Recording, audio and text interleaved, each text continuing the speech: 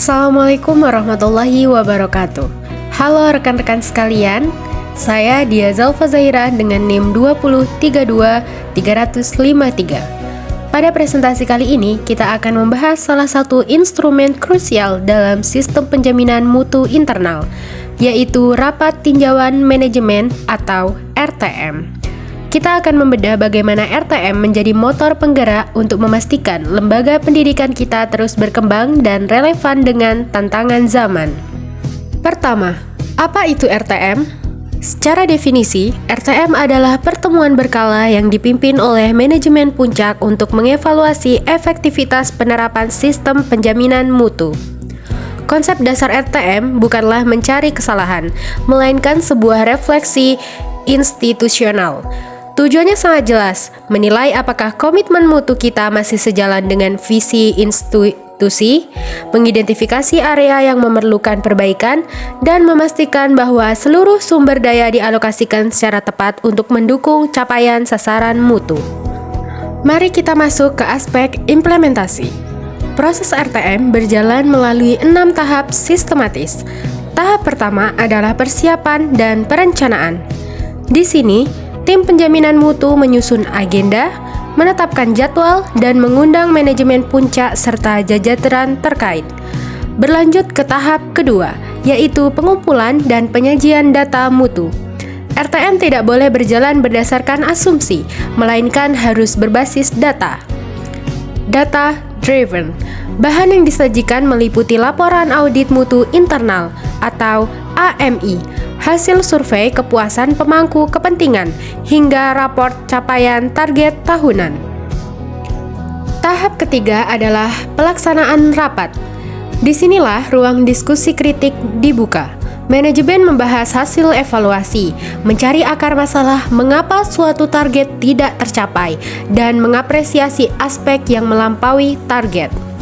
Setelah diskusi matang, masuk ke tahap keempat, penetapan keputusan dan rencana tindak lanjut atau RTL. Setiap masalah yang ditemukan langsung dibuatkan solusinya secara spesifik, lengkap dengan siapa penanggung jawabnya, PIC, kapan tenggang waktunya, dan sumber daya apa yang dibutuhkan. Keputusan ini dicatat secara legal dalam notulen RTM. Setelah rapat selesai, pekerjaan sesungguhnya baru dimulai.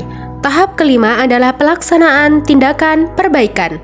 Langkah operasional ini seperti perbaikan proses pembelajaran, pelatihan staf, atau pembenahan sarana dilakukan secara sistematis guna menyelesaikan akar masalah mutu demi mewujudkan perbaikan berkelanjutan atau continuous improvement. Terakhir, tahap keenam adalah monitoring dan evaluasi tindak lanjut. Tim penjaminan mutu secara berkala memantau progres pelaksanaan perbaikan tersebut.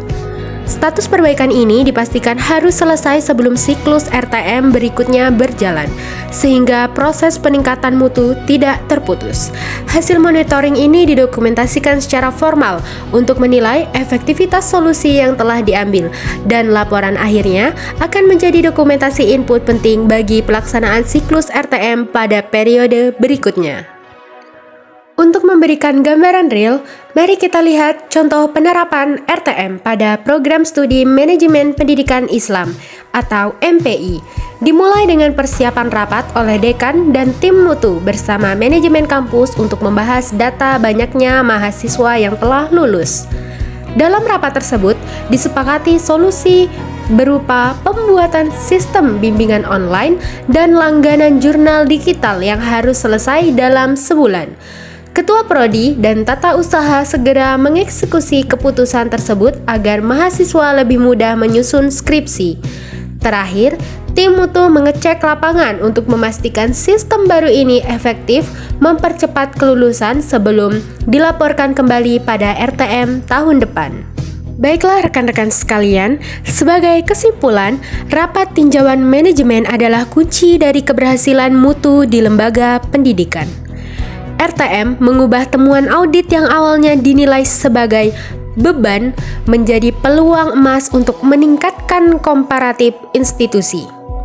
Tanpa RTM, penjaminan mutu hanya akan berhenti sebagai tumpukan dokumen administratif semata. Demikian presentasi dari saya. Terima kasih atas perhatian rekan-rekan sekalian. Saya akhiri. Wassalamualaikum warahmatullahi wabarakatuh.